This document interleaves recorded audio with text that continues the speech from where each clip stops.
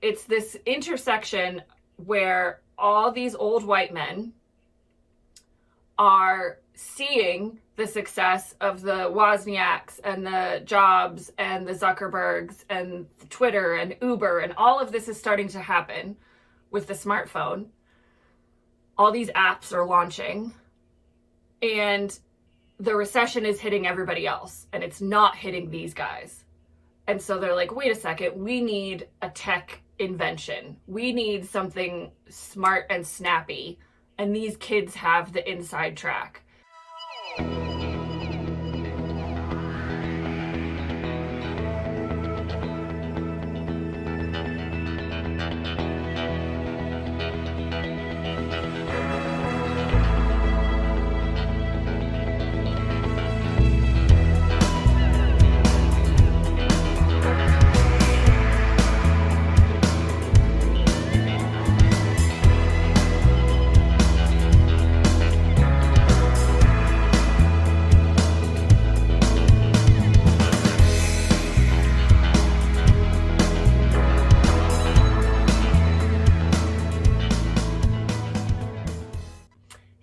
We're the Good Doctors of Abbey Research. I'm Dr. Erin.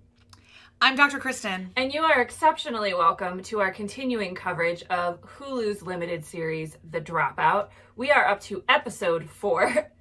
So I just giggle when I think about the title of this, Old White Men, which, Kristen and I rail about all the time on our channel.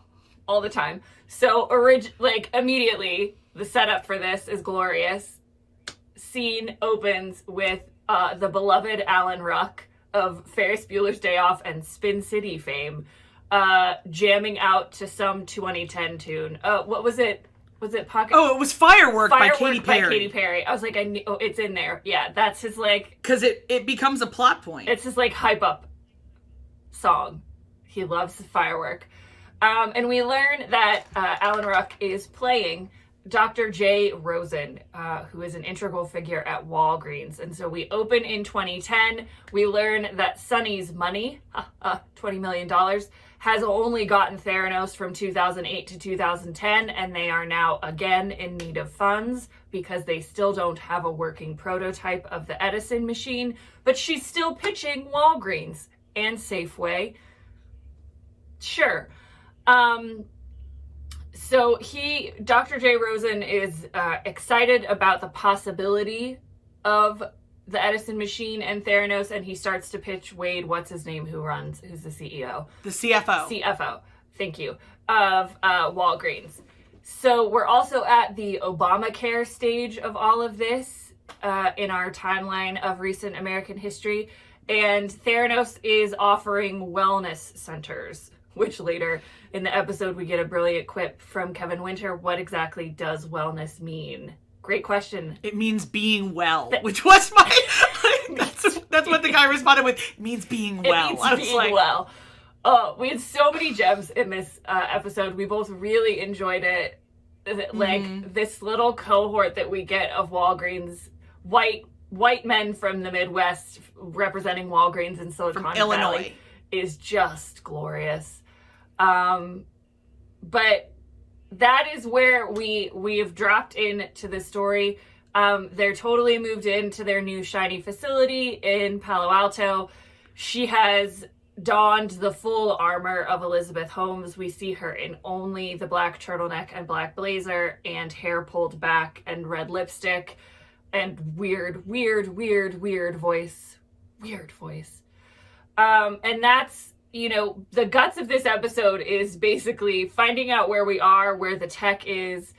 We get some pushback from Ian Gibbons, who's the head of chemistry, who's the science guy. So we'll get into that.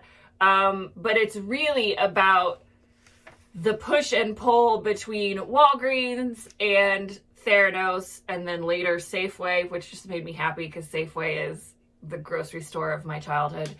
And, we're continuing to explore how Elizabeth is able to hoodwink all these folks into signing up for Theranos and the Edison machine without functioning tech. Yeah, for all of us who at any point in time in the last couple of years said, but how did she do this? This episode is part of the answer. This episode is part of the answer, and full credit to our dear personal friend Linda Holmes, who Dr. Kristen was downloading what she learned on Twitter about this episode to me before we started filming, and Linda pointed out brilliantly that, like, now that we have fully armored Elizabeth, we no longer get insights into her personality. She is the fully formed version that is the one that shows up in the depositions that we're seeing throughout at the start of each episode, and then throughout as it peppers in kind of the backstory of things. But in the first 3 episodes, we got a lot about Elizabeth as a person. And that's a real clear distinction that's made in this episode, especially in her relationship with Ian, who is kind of the person, he's the only person left from the original crew. She's got new security, she's got new secretaries and assistants. Everything changed when Sonny was brought on board. Ian's the only hangover, and he's the one that keeps saying, like, I don't talk to her anymore. I don't see her. She doesn't speak to me. I don't know what's going on. And so that is also where we get Ian kind of figuring out that she has these plans to put Edison machines in 90 Walgreens by 2011. We're in 2010, reminder. In these wellness centers. Another reminder, the Edison machine still does not work. Yeah, and that's where we get, the update on the tech is that Ian, and I can't remember the guy's name now, the one she brought in, Brendan, I think. Yeah, Brendan. Yeah. Brought in to update, to do the different machine that's kind of like a glue machine. Brendan and Ian are going on about how they still can't get it to work. And when Ian sneaks his way into convincing Elizabeth's secretary to see the book for Project Beta, which is this pitch to Walgreens and Safeway, or Beta is to Walgreens, that's when he realizes that she's planning this distribution and the science doesn't work.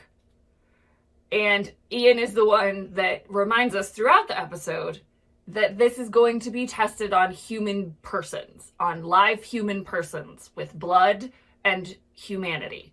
And he's the one that's like, but people. So those are kind of the 2 storylines, her relationship with Ian, what happens to him, and then what happens when this group shows up from Walgreens. It's Dr. J. Rosen. It's assistant guy to Wade, the CFO, who didn't get his name because he wasn't in the IMDb profile.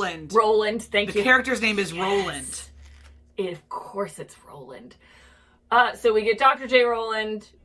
Rosen, Roland, and Kevin Winter, who is formerly employed at Quest Diagnostics and is the lab guy. So they're flying out there so Kevin can get access to the labs, because Wade smartly says, I'm not signing anything until I see the labs. Like, I have to see that the tech works. Yeah. So that's where we get, a lot of the drama and the happenings from this episode. But I think the overarching theme and the thing that was so fascinating to me, and I said to my mom as we were watching it, and I said to Dr. Kristen 10 minutes ago, that I didn't understand the piece of this puzzle that I was missing, was that this was happening. She was pushing for money for Edison to be, FDA approval, then they scrap FDA approval and go straight for retail. She was pushing right in the midst of this tech boom, which they addressed a little bit in the first couple episodes, but also the global recession. And so it's this intersection where all these old white men are seeing the success of the Wozniaks and the Jobs and the Zuckerbergs and Twitter and Uber, and all of this is starting to happen with the smartphone. All these apps are launching, and the recession is hitting everybody else, and it's not hitting these guys. And so they're like, wait a second, we need a tech invention. We need something smart and snappy, and these kids have the inside track. And so they see Elizabeth as one of these kids with the inside track. And boy, is she good at manipulating that misunderstanding. But it's this push and pull between Jay Rosen at Walgreens, who's like, no, these kids know, man. We have to get in on, this is just how startups work. And the pragmatic humans like Wade and Kevin, who are like, yeah, but the science. So I was so happy for that context. And it totally helps me understand how she was able to hoodwink so many people.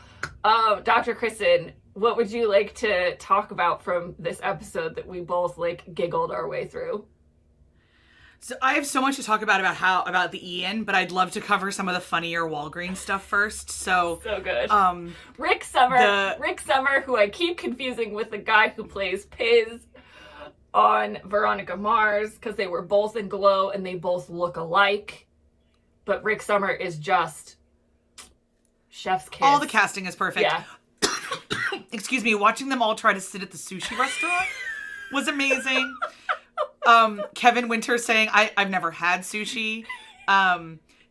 Like so much of, but I need to see the tech. They dressed everyone perfectly. One of my other favorite moments is at one point where Dr. J is like, well, it's open concept office. Do you have open concept? He looks at Kevin and Kevin says, I run a pharmaceutical consultancy in Florida. Like, and that's the answer to the question. Because of course that means it's not an open concept office. No. It was all just these completely inhabited people. Yeah. And I'm sure which we get because all of these folks testified or people told stories about them to either the Wall Street Journal or the federal government. Yeah. And they were so realized. And the minute I saw Dr. J, I was just like, oh, this is the exact guy she can hoodwink. Yeah. Where she's going to play on his fear of being left behind. Mm-hmm. Yeah. Because he's trying so hard to be hip. Yeah. And forward thinking and all these kind of other things. And he's not wrong that this is how startups work. Yeah. But the problem is that her startup is built on a lie. Yeah. Like Uber, the tech worked. The tech worked because there wasn't tech. And like that's at one point someone like, I think even Kevin says that. Like they're sitting inside and Jay kind of throws all this other stuff. And Kevin's like, but those don't deal with blood. Yeah, they don't deal with blood. They don't deal with humans. Like, Uber needed an app and created an idea that was rideshare. Like, these folks are trying to skip FDA approval, honestly, entirely. 192 blood tests with 1 drop of blood. It's just not possible. Like, Uber is an idea that is possible. Yeah. Airbnb, an idea that is possible. Possible. Smartphones. So if you want to disrupt things, worked. Exactly. Yeah. So this is where this is where the panic completely took over logic. Yeah. And I'll say at the end, that celebration is the cringiest thing I have ever seen. I wanted to like crawl into a hole. And Kevin Winter is just over there like touching. When do you think we can see the lab? Like, when do you think we could see the test? And then he's like trying to like get into the Edison machine. I loved it so much. It was such a perfect encapsulation because, I mean, obviously I didn't start following this until after it had fallen apart. Yeah. After the whistle blowing. Same. And I stayed up until 4:00 in the morning reading Bad Blood because it is so gripping. And I remember getting to this point in Bad Blood and sitting directly straight. I was in my guest room because I told my husband, I was like, I'm going to be up way too late reading this book, so I'm going to take myself into the other room so you can sleep. And I sat straight up in bed and I went, holy fuck, she skipped FDA approval. Yeah. And I had to put the book down and be like, she skipped FDA approval. Okay, this is fraud. Like, and I didn't even know all of the other, like, she flat out lied to Pfizer. Like, I mean, or if it was in the book, I kind of skipped over that. What I remember the deepest is she is now actively skipping FDA regulation. Ooh, and I mean, like... And I was like, okay. And she's doing it all because they don't So this actually transitions pretty well into Ian. Yeah. So I will pause my comments. If you want to say anything else about our favorite people from Walgreens, if not, then I'll transition into Ian. No, I mean, I think, we've made several comparisons to other literary characters, but I think the one that keeps striking me is the Wizard of Oz. But so this episode, and especially with the folks from Walgreens, we see this Aussian performance of like, just don't look behind the curtain. I'm going to razzle dazzle you with a tour. NDAs and snacks is like my new favorite phrase. Like, would you like to go somewhere for NDAs and snacks? But the fact that... Also, why did they keep signing the NDAs? They didn't see anything. Like, that was the thing at the end. Like, they didn't see anything. Why didn't you just walk out of the building? I wouldn't have signed anything. Oh, my gosh. All you saw was offices. Okay, I would have walked out of the building and be like, fuck you. Yeah, you didn't show me the test. Explain to me what I can't talk about. Why are you overly litigious, you weirdo? Yeah. Yeah. That got me. I was like, why are you guys dutifully signing this thing that you're not even reading? And it was great to have Kevin Winter as the foil of the razzle dazzle. To just be like, you signed a flag? Can we have a hot minute, though, for the fact that she got a flag that was flown in Afghanistan, signed it. Autographed a flag to give to Walgreens. And at first I was like, please tell me she signed the glass. No, she signed the flag. And like, so he's the foil this whole time, and he's just like, you signed the flag? But like, the old white men are just like, oh, that's so wonderful. That flag flew in Afghanistan. Wade wasn't. Oh yeah, that's Wade true. Wade was like the CFO is that he's like, I'm not committing billions of dollars on a hunch. Yeah. Like, this is insane. And what eventually gets him is the panic that they'll never make money again. Yeah. And, what Elizabeth showed us, the last thing I want to say about this part of the episode is what she also showed us is that she understands the power of fear and information. Yep. And so she has now created this nanny state where everybody's observed, but she's also, privately investigating and getting all the hot tips on these people that she's trying to hoodwink. So she knows that Walgreens is having a hard time renewing their contract with Express Scripts, and she uses that to fuel their panic and their fear. So as much as she doesn't understand human emotions or humanity in a way that is holistic or all-encompassing, she understands the power of fear and information, and that's the other thing we got from the Walgreens part of this episode. For sure. And I actually asked, is she able to be so trustworthy to people because she can mirror their behaviors rather than having any of her own? Is that one of the ones that is that one of the reasons that she's able to do this? Oh, I think so. Yeah. Because we saw in the last in the Green Juice in episode 3, she literally copied the behavior of the girl at the Genius Bar. Yeah. Because so she's not encumbered by her own baggage, because in a way she has none. So she can just be whoever you need her to be in that moment to get you to do what she wants you to do. And she realizes what's effective for different types of personalities. And we get that again at the end of the episode as she's convincing with George Schultz to, be the person who helps her in the government with approval of things. And she totally plays into, she knows that they see her as this innocent, young, vulnerable, pretty white woman who needs help.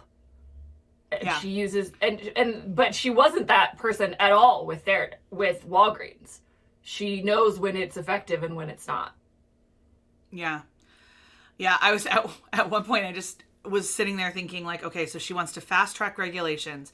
And then I went on this whole little mental soapbox of like, okay, there are several things in human history that have been fast tracked. And they're still not that fast. And they still have all the science to say that it works. Yeah. So you don't get fast tracked just because you have the right friends. Right. Like, the things that have gotten fast tracked still work, i.e. the COVID vaccines. They still have the data. Yeah, because I was going to say, like, everyone thinks we got the COVID vaccines really, really fast, and they were fast-tracked, but, like, one of my friends here in Pittsburgh was in the Johnson & Johnson trial. So, like, they still they still knew and it we worked. have tons of data on mRNA vaccines Right. that we've been working on forever. Right, yeah. Whereas this is disruptive technology that she thinks with a grin and a smile she can get the FDA to do what she wants. And like my immediate thought was, you're not Richard Sackler. you can't just have them do what you want. You don't have enough money. No, it totally I had like visions of Purdue Pharma's doctored graphs for OxyContin when Ian was flipping through the Project Beta book. I was like, oh, cool. So you took a page out of the Sackler book on that one. And a lot of other people for that matter, but... Yeah. So speaking of Ian, my favorite juxtaposition so far that has happened in this series happened in this episode, where Ian finds out that they have fired the person, Francis, who was working on all the assays. Yeah. And he is furious because Francis is a good chemist and the assays are a huge part of why they can't get this to work. So they need people who have institutional longevity. That's the other thing Elizabeth and Sunny don't understand. Yeah. Chemists aren't interchangeable for a whole host of reasons, but one of those reasons is that you need people who understand what hasn't worked. Yeah. Or you're just going to keep repeating the same trials. Yeah, and we get in the previous episode, Elizabeth saying everyone's replaceable, and in this episode, we get Sunny saying everyone's replaceable, which is I know where you're going. Yeah. So this is their attitude. So Ian's like, okay. This is when he starts to get really alarmed. He starts poking around, figures out that things aren't great. I love him trying to be stealthy as like a 6'4" Brit. Like, it's the best. And he goes to one of his oldest and dearest friends. What's his name? Channing Robertson. I almost said Channing Tatum. I was like, that would make this even better. I wish it was Channing Tatum. So Channing Robertson. And Channing is like, okay, well, if you're concerned, I'm concerned. And then Channing is evidently not at all concerned about Walgreens. Because he knew about it. Until Ian's like, but the science doesn't work. So then Channing goes to Elizabeth, which is what I would do if I was Channing. If I was Channing, I wouldn't be in this situation, but that's another ballgame. And say like, okay, so when is the tech really going to work? And Elizabeth's reaction, I'm assuming, we don't see that conversation, but I'm assuming that that's part of the conversation. Elizabeth's reaction to that is to fire Ian. Mm-hmm. And then the next morning, we find out that literally the entire chemistry department tries to resign unless they hire Ian back. And so I wrote, well, fuck you, Sunny. Some people aren't replaceable. Yeah. And then, of course, for anyone who doesn't know, and we'll link this in the show notes, my most recent TED Talk is literally titled, Everyone's Replaceable and Other Lies We Believe. I know. Because fundamentally, no one is replaceable because humans are not interchangeable entities. It's so good. Every time they say it, I'm like, thank you. Do I have a TED Talk for you, Sunny Balwani? Yeah, and Sunny is obviously a big part of the reason behind a lot of this garbage. He feeds the worst parts of her instincts. He feeds the worst of her fears and the worst of her paranoia. But I also was struck with that she's just flat out lying now. Yeah. Like, just flat out lying. She played Safeway and Walgreens against each other, and then goes on to tell George Schultz that they both signed, which is not true. And like all this kind of other stuff. She just is flat out lying to do anything to protect her secret. And I would love to know if at this point she believed at any point in time the science would work, and if she even cared. Yeah, that was a point my mom brought up last night. She was like, just like, because we were having this conversation of whether she's just straight up like sociopathic or whether she believes that the science will work and she's just doing what she can to get there, and that it's so important what she's doing. She has to keep pushing until she can get there. And I'm not entirely sure at this point she cares whether the tech works. I actually don't think she does. I think what she's realized is that acting like a CEO means not caring about the tech. I guess, yeah, and like that's when she finally gets a conversation when she confronts Ian, and she's like, "Why didn't you come to me?" He's like, I never see you. I can't talk to you. I try to talk to you. You won't talk to me. So I went to Channing, and she just tells him, you know, this is what has to happen. Like, this is, and you said offline that what you loved about that, particularly that conversation, was Ian is the one that's like, but these are people. Yeah. You can't test this on, you can't put people in harm's way. And she doesn't see them as people. She sees them as trial subjects. And so it doesn't matter. Yeah. And she looks at him and says, you don't understand the business. And he like immediately fires back, and you don't understand the science, which, you know, has been our refrain. I would like to call this show But the Science, Elizabeth, instead of The Dropout, but it's not as catchy. And not as quite as SEO friendly. No. Not quite as SEO friendly. No. Yeah. And I thought at that point, I wrote in my notes, like, maybe he realizes that she doesn't feel human emotions like other people. Because clearly he thought the ploy of, but you can't do this on humans, might work. And she was like, I don't care. And then I think sorry, go ahead. No, I just was going to say, you know, you and I were talking about why he went back to work. Because then what happens is Sunny calls him to come back to work. He shows up. The whole chemistry team is like, oh, you're back. That's amazing. And then security escorts him to his desk because now he has a desk job. And we were talking about why he went back at all in the first place. And I think in part it's because he still wants to believe in her. Like when he goes home after he got fired and gets drunk on whiskey and listens to opera, like he tells his wife, I believed in her. So she was my friend. I thought she was my friend. So I think it's hard for him to let go of that relationship and that belief. But also I remembered rather after the fact that he was in treatment for cancer. And so it's possible that he needs the health insurance. And that's why he took the job. But we'll see, you know, how much longer he stays in a desk job. He's not, like, what are they going to give him to do? He's a chemist. Like, we do know that he is with Theranos until 2013, and we're in 2010 now. Yeah. So it'll be interesting to know, you know, because history has happened. So it's like, yeah, we can find some of that stuff out. But like, is he going to stay at that desk job? I don't know. What is going to happen? And his title was Director of Chemistry until the end of his time with Theranos. Head of Chemistry. So, head of Chemistry. You know, and it's, I have so many questions and many suggestions. And I don't find it inconsequential that she surrounds herself with men. No. Or younger women who are in awe of her. Especially since Lori Metcalf is the only one that looked at her and went, science never going to happen. Yeah. And she just immediately stopped interacting with women her own age or who are older than her. Or who are older than her, yeah. And it's very easy to do that at a lot of the big Fortune 100 companies in the United States, avoid women, because none of us are on the board or in the C-suite, especially in 2010. Heyo. So it's very easy to avoid women when you're trying to do what she's trying to do. The only other point that I wanted to make about all of this is that at no point in one set of the accusations against Elizabeth for fraud was that she personally told people that personally told patients that the tech would work and personally put patients in harm's way. Those are the ones that she was not convicted on. Mm.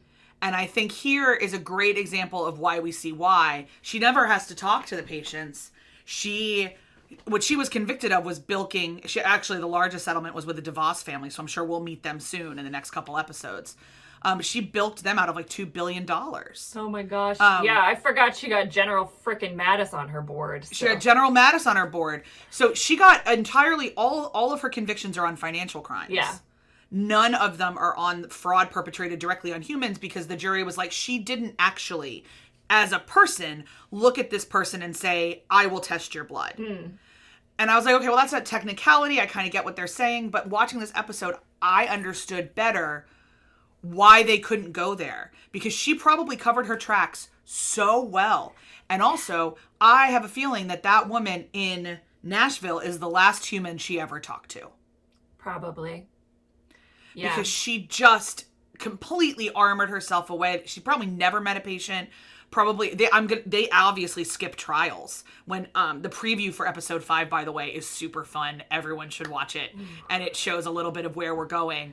And I don't think they ever do conduct real actual trials. Because they don't have a tech, so they don't have a machine that works. How can they? They don't have a machine that works. And what we know from history is that they send machines to Walgreens that she and Sonny both know doesn't work, and I'm assuming Ian knows doesn't work. And they know if it works occasionally, it doesn't work consistently. Yeah. And they know this is risky, and they don't care according to court documents, and that's where we get this deposition that we're watching. Yeah. In the beginning. So I found that really like a good illumination of future events. Yeah. Because I've been trying to figure out why she didn't get convicted on those crimes. Yeah, for and sure. No, that's a good point. Now I understand. Yeah, that's a good point. No, I don't have anything else. I just think, it's so interesting that we know she's lying, but we still don't know always what she's lying about. And so, so we're still in this position of like, they totally bluffed about going to Boston to speak to CVS. That was all performative.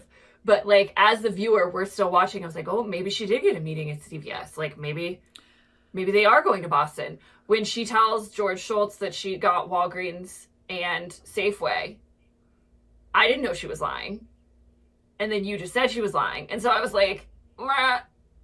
Like, it's still, I'm fascinated that we're still in this precarious position because she does actually get some people to, like, eventually she does get Walgreens to sign on. And they get Safeway, I should say. But the timeline that the episode shows, it's not. They had not signed the paperwork yet. Yeah, yeah. And so my feeling is that they want us to know that she lied to Schultz. And that's what she's to always get Schultz done. On board. Yeah, she's always said, like, she said they were going ahead with the Pfizer trial when Pfizer hadn't signed the paperwork because they didn't see the tech. So they're showing us this kind of repeated pattern that, like, she lies far enough to get in the door.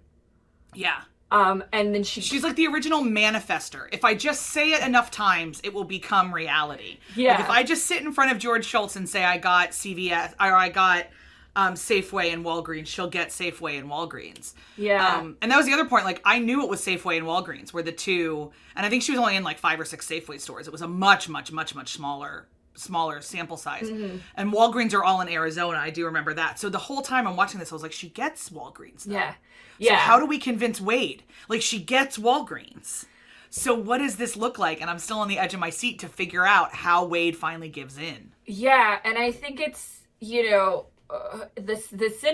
super cynical part of me, right, is like she tried to go through pharmaceutical companies, Pfizer and Novartis, but they wouldn't work with her without the tech. So then she was like, who's going to work with me without the tech? Oh, maybe retail. Who can I economically scare? Who can I scare in a recession? Retail. That's who I can scare in a recession. So she's smart enough to understand how to play people and how to manipulate people in that way. She's exceptionally smart. Why she thought she was going to get away with it, I don't know. Hubris, man. Hubris. It's a thing. It's a trip.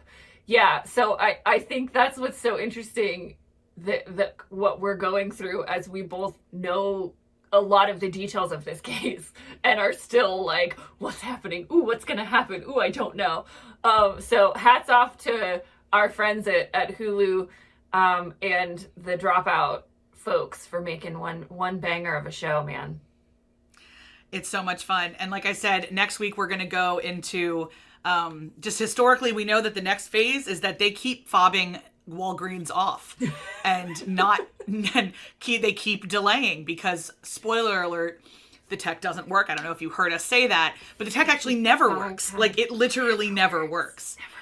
So, also a plug, if you have not read Bad Blood and you are a reader person, it is so good. It is not going to take away from your enjoyment of this show, but it's going to really unpack a lot more of Theranos' work culture too. Yeah, it's fascinating. And gives us a lot more into exactly what the whistleblowers were able to do and how they were able to do that. They talk a lot about the days that Walgreens would come in and what kind of behavior they were all. That idea that they couldn't go to the bathroom is not made up. Like, that was very real. They weren't allowed to eat on those days sometimes because it might screw up the visual appearance that they needed for this pitch and all this kind of other stuff. It really was a nanny state. And it also, that answers the question of why did so many people stay?